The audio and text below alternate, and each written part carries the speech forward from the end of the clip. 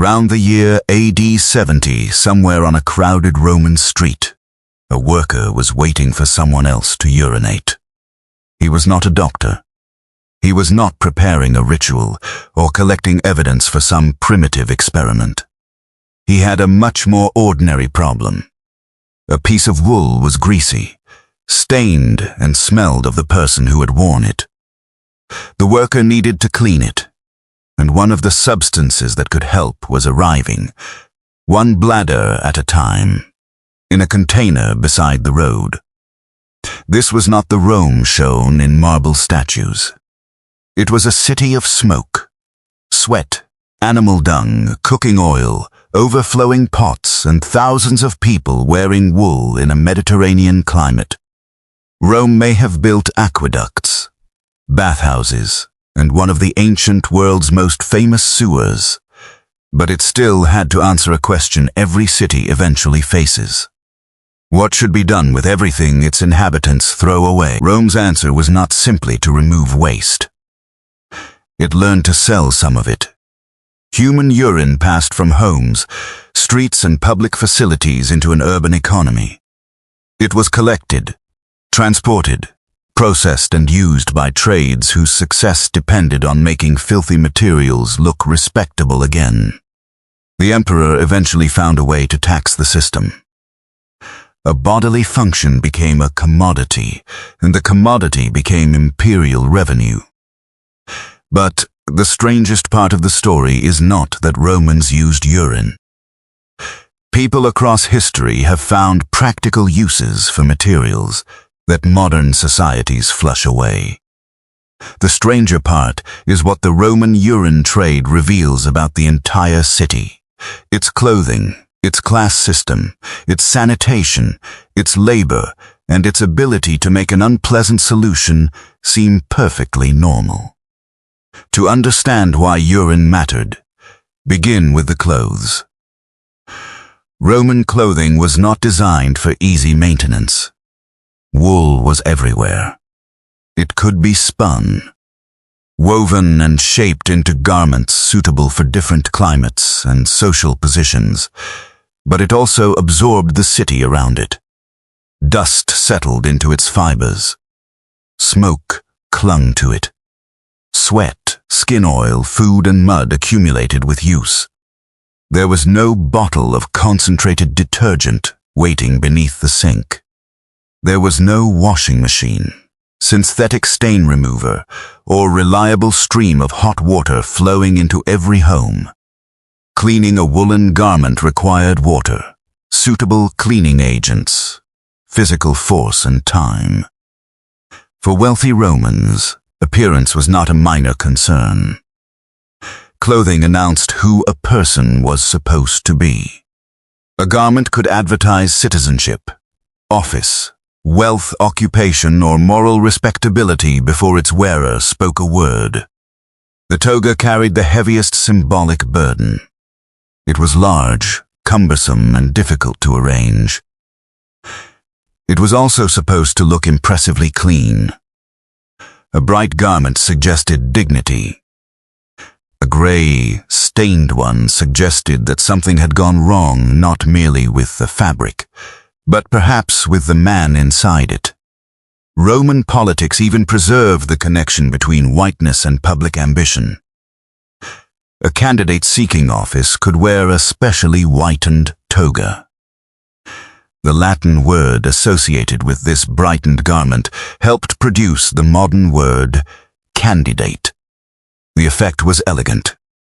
The process that maintained it was not. Rome's clean public surface depended on people doing dirty work out of sight, sometimes directly beside the street. These workers were fullers, and their workshops were called Fullonica. A fuller did more than wash somebody's tunic. Fulling was part laundry, part textile finishing, and part chemical processing. New cloth could be treated to remove grease left from production. Used garments could be cleaned, wheatened, brushed, repaired, and prepared for their owners to wear again. The work required repeated handling. Fabric was soaked and agitated. Workers trampled material inside tubs, using their feet to force cleaning substances through the fibers. It was rinsed, beaten, brushed, treated, and dried. Certain fabrics might be bleached with sulfur fumes or finished with special clays. And among the substances associated with the trade was stale urine. Fresh urine does not emerge from the body as a bucket of ready-made detergent. As it stands, however, bacteria break down its urea and produce ammonia. The resulting alkaline liquid can help loosen grease and support the cleaning process. That does not mean every Roman garment was simply drowned in urine. Fullers had access to several materials, including water, alkaline substances, and absorbent clays, often grouped under the later label Fuller's Earth. Scholars still debate exactly how heavily individual workshops depended on urine. Its importance has sometimes been exaggerated because it makes such a memorable story. But urine was used, and its connection to the fulling trade was real enough to enter Roman literature. Archaeology and imperial taxation. This produces the first domino in the chain. Rome valued woolen clothing. Valued clothing required intensive cleaning. Intensive cleaning created demand for useful chemical substances. One of those substances could be produced by every person in the city. All that remained was to collect it. Roman waste disposal was never one uniform system. It varied by neighborhood, building, wealth, and period. Some homes had private toilets. Some apartment residents used chamber pots. Some waste entered cesspits. Some found its way into drains, gutters, or heaps. Public latrines served portions of the population, but they did not turn Rome into a hygienic modern city. Even the famous Cloaca Maxima should not be imagined as a complete underground sewer network attached to every Roman toilet. Its earliest purpose was closely connected to drainage. It was expanded and monumentalized over centuries, carrying water and waste through parts of the city. But countless Romans remained outside anything resembling a modern sewage system. A person living on an upper floor of a crowded apartment block faced a practical problem. The toileter, whatever passed for own, might be several flights below. A chamber pot was easier. What happened afterward depended on circumstance and behavior, neither of which could always be trusted. Roman writers complained about material being thrown from buildings. Roman law had to confront injuries caused by objects or liquids falling into the street. The existence of legal remedies did not prevent the contents of an upstairs container from becoming someone else's downstairs emergency. Public latrines offered another solution. They could contain long rows of seats with openings positioned beside one another. Privacy, as modern users understand it, was limited. Water channels sometimes ran through the facilities, while other stream-ins carried waste toward drains or sewers. But even here, the familiar picture must be handled carefully. The famous claim that every Roman passed around a communal sponge attached to a stick is much less certain than popular retellings suggest. The evidence is thin and ambiguous. Roman sanitation was unpleasant enough without adding inventions to it. What mattered economically was that waste accumulated at predictable points. A material spread randomly across a city is difficult to sell. A material gathered in containers becomes a supply. Collection vessels could therefore be positioned where urine was likely to be produced. People contributed without needing to understand the chemistry. Someone else could remove the liquid and take it where it had value. A workshop did not need to employ thousands of urine producers. The city had already produced them.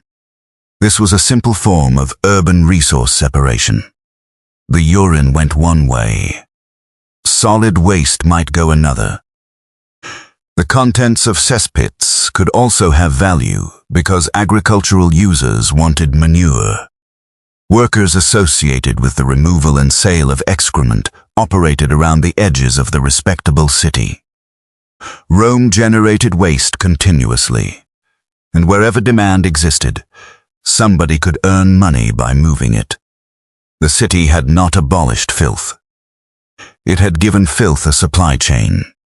One of the clearest places to see the fuller's world is Pompeii, buried by the eruption of Vesuvius in AD 79. The city preserves multiple workshops associated with textile processing, but one is especially revealing: the Fullonica of Stephanus. The building had begun as a house. After an earthquake struck the region in AD 62, the property was adapted for commercial use. Domestic space became productive space. The central impluvium, the basin that once collected rainwater in the atrium, was modified into a washing installation. Additional basins stood toward the rear. Fabric could be treated below and dried above on the roof or terrace. Imagine what that conversion meant for the people living nearby. A familiar house on an important street now received dirty garments. Water moved through its basins. Workers handled wet wool and cleaning agents. Cloth hung overhead. The sounds of stomping, rinsing, and beating escaped into the surrounding neighborhood. The workshop was not placed in a distant industrial zone designed by modern planners. It occupied the fabric of the city itself. Production, retail, housing animals, food and waste met within the same streets. Inside, the most punishing stage belonged to the workers standing in the tubs. Many were probably enslaved. They placed their feet into mixtures used to treat the cloth, then repeatedly stamped and shifted their weight, forcing liquid through heavy fibers. For the customer, the process ended with a restored garment. For the worker, it began with prolonged contact with somebody else's dirt. This division mattered. Roman society celebrated the public meaning of clothing while looking down on many forms of manual labor required to sustain it. The respectable citizen appeared in clean wool because a person of lower status had stood ankle-deep in the cleaning process. The garment moved upward through society. The filth moved downward. Yet fullers could not simply be dismissed as invisible servants. Their trade was economically important. They formed professional associations and appeared in inscriptions and political life. In Pompeii, election notices show occupational groups participating in the civic world. A successful workshop required equipment, space, water, customers, and organized labor. At larger urban centers such as Ostia and Rome, some fulling establishments reached a scale that looks strikingly industrial. Archaeological evidence from Ostia even suggests a physical relationship between a public urinal and nearby underground fulling facilities. A lead pipe carried liquid in the direction of workshops below. It is difficult to find a more literal picture of the Roman city.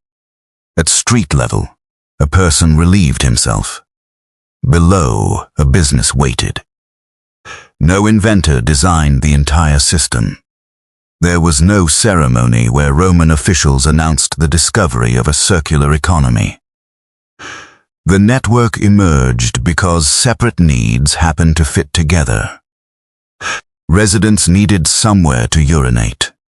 Collectors could gather what they left behind. Fullers needed cleaning materials. Customers needed presentable clothing. Officials recognized taxable activity. Each group solved a small problem.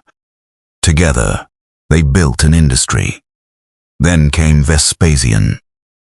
He became emperor after the chaos of AD 69, remembered as the year of the 4 emperors. Civil war had shaken the Roman state. Armies had elevated and destroyed rival claimants. When Vespasian finally secured power, he inherited an empire whose finances required repair. He developed a reputation for paying close attention to revenue. New charges appeared, old ones were restored, and activities that had previously escaped the state's grasp became opportunities for taxation. This is where the famous Urine Tax enters the story. It is often presented as if Romans had to insert a coin every time they approached a public toilet. That image is probably wrong. The tax was more likely connected to the commercial collection or use of urine, perhaps affecting fullers, tanners or contractors who profited from it. The distinction matters. Vespasian was not taxing the biological act itself. He was taxing the moment when a freely produced waste material became an economic resource. According to the biographer Suetonius, Vespasian's son Titus criticized the unpleasant source of the revenue. The emperor responded by holding a coin from the first payment beneath his son's nose. Did the smell offend him? Titus said, "It did not." "Yet it comes from urine," Vespasian replied. Centuries later, the exchange was compressed into the Latin phrase pecunia non olet. Money does not smell. Whether every detail occurred exactly as Suetonius described is impossible to prove. Ancient biographers loved stories that reduced a ruler's character to a single sharp exchange. But the anecdote survived because it captured something believable about Vespasian and something enduring about taxation. Once revenue enters the treasury, its origin becomes invisible. The coin does not retain the smell of the workshop. It does not remember the public vessel, the collector's hands or the worker stamping wet wool. It can be counted beside every other coin. Urine had crossed a remarkable boundary. It began as something the body urgently needed to discard. It became raw material. Then it became taxable profit. Finally, in the emperor's hand, it became clean money.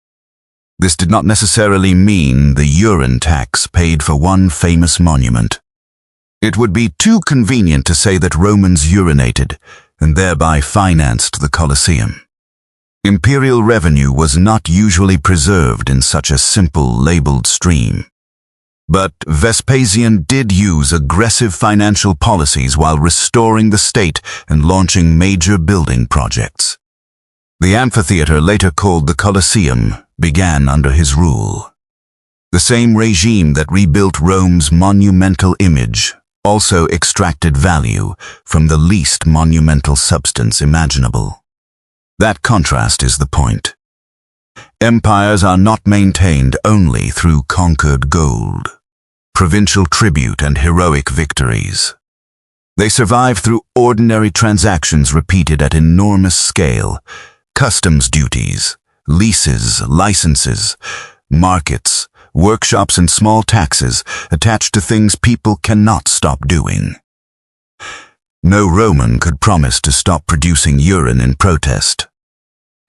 The supply was permanent. The urine economy also changed the meaning of the city's sanitation infrastructure.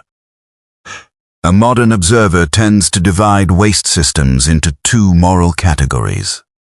Something is either hygienically removed or dangerously neglected. Rome's reality was more complicated. Waste could be harmful and valuable at the same time. A city could want it gone from a house, but preserved for a workshop. A collector could improve one street by transferring its contents to a place where laborers would deliberately stand in them. Reuse did not automatically produce cleanliness. It changed where the dirt accumulated and who encountered it. That is why Roman engineering must not be confused with modern public health. Rome moved astonishing quantities of water.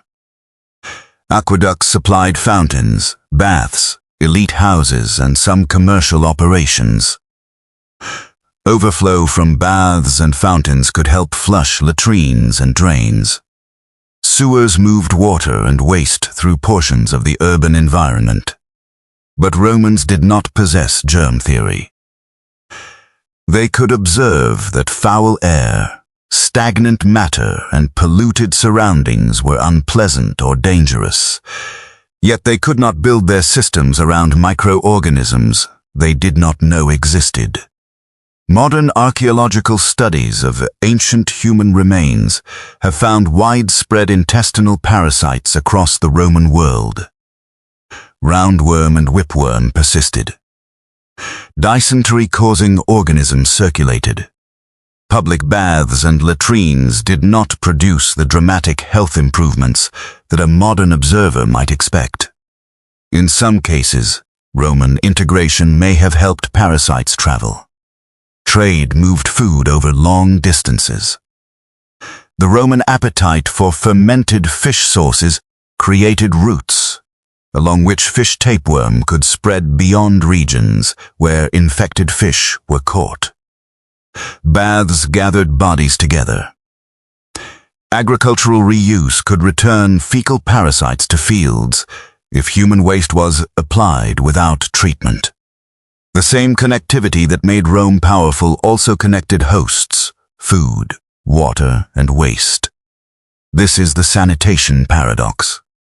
Rome possessed visible infrastructure without possessing the invisible knowledge required to make that infrastructure fully protective.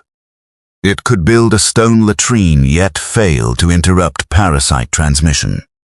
It could move sewage away from one location while exposing workers elsewhere. It could collect a useful chemical resource while leaving pathogens circulating through the population. The Romans were neither uniquely filthy nor secretly modern.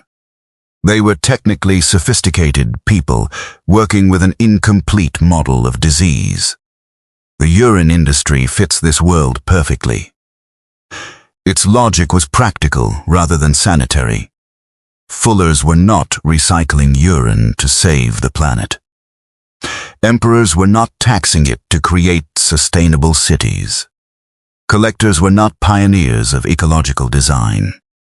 They were responding to prices, needs, and available materials. Still, the result resembles ideas now being reconsidered by modern engineers. Today, a flush toilet typically mixes urine with feces and several liters of clean water. The mixture enters a sewer and travels toward a treatment facility. There, modern systems spend energy separating contaminants and removing nutrients before the water can safely return to the environment. Urine represents only a small share of domestic wastewater by volume, yet it contains a large proportion of the nitrogen, phosphorus, and potassium entering the system. Those are the same nutrients agriculture needs. Modern industry uses enormous amounts of energy to manufacture nitrogen fertilizer. Phosphorus must be mined from finite geological deposits. Then, after these materials pass through the human body, cities dilute them with water and pay to remove them again. This does not mean everyone should place a Roman collection jar outside the front door. Untreated human waste carries genuine risks. Modern cities are larger, chemically more complicated, and far more dependent on consistent public health standards. Medicines and other contaminants can also enter waste streams.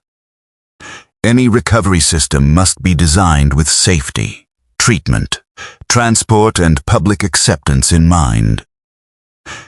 But researchers are exploring source-separating toilets and processes that recover fertilizer products from urine before it disappears into the larger wastewater stream. The ancient system and the modern one start with opposite assumptions. Rome saw urine as a concentrated material located inconveniently close to people. Modern sewerage sees it as something to dilute and transport as quickly as possible. Rome's approach recovered value, but exposed workers and communities to filth. Modern sanitation dramatically reduced exposure to human waste, but often discarded useful nutrients in the process. Neither lesson should be ignored.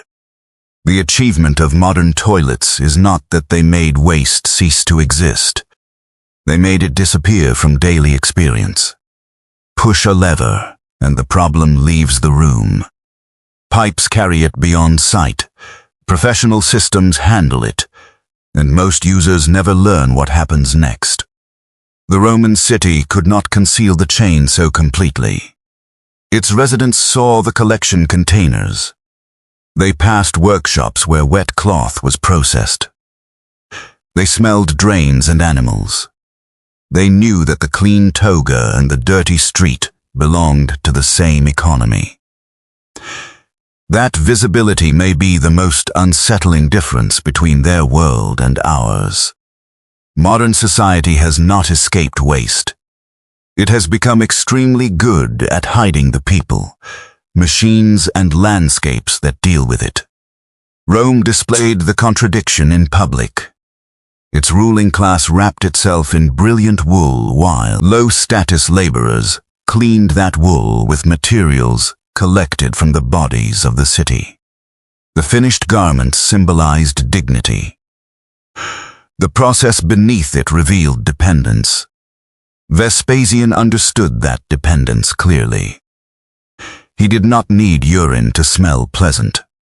He needed fullers to want it, collectors to gather it, and officials to recognize the transaction. Once those conditions existed, even the most embarrassing human output could enter the machinery of the empire. One person wanted an empty bladder. Another wanted a clean garment. A collector wanted payment.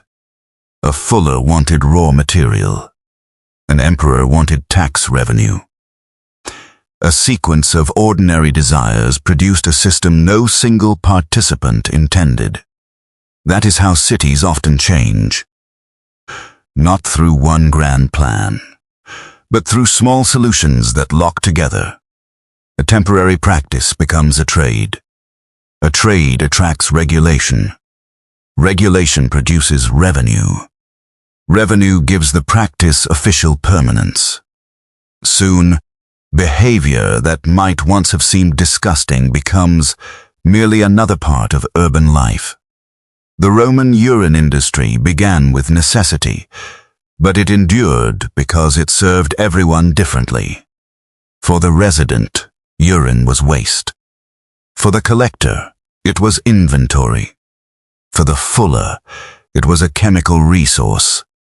For the customer, it was an invisible part of cleanliness. For the emperor, it was money. And money, as Vespasian demonstrated to his son, carried no odor of the body that produced it. Nearly 2,000 years later, engineers are once again asking whether urine should be treated exclusively as waste. They are measuring the nutrients modern cities flush away and testing methods to recover them. The technology is different. The health protections must be vastly better. But the underlying realization would have been familiar to a Roman fuller.